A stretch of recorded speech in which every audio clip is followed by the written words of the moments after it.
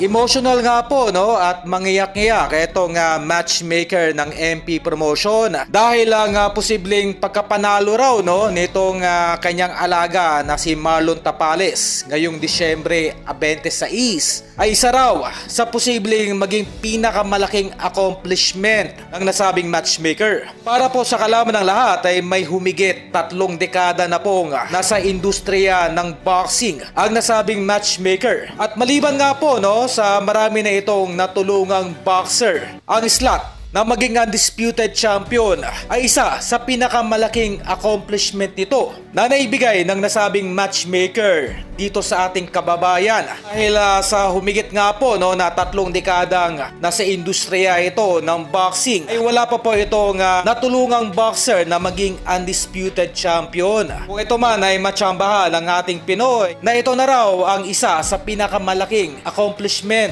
ng nasabing matchmaker. Sa kabilang balita ay hindi man aminin ng promoter ni Cuadro Alas na si Masayuki Ito ay tila humihingi nga po ito ng pasensya sa mga Pinoy boxing fans dahil uuwi na naman si Cuadro Alas sa posibleng rematch kontra dito sa Hapon na si Yukinori Ogoni na siyang gaganapin po no dito sa Pilipinas. So ay nangangahulugan laban sa huling laban ni Cuadro Alas under sa Treasure Boxing Promotion ay hindi na po ito mabibigyan ng isang competitive fight.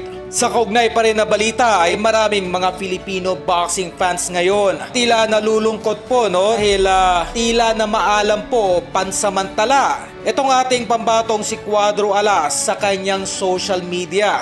Dahil kung sisilipin po ang dalawang YouTube account nito ay hindi na po nag-a-upload ang ating kampiyon.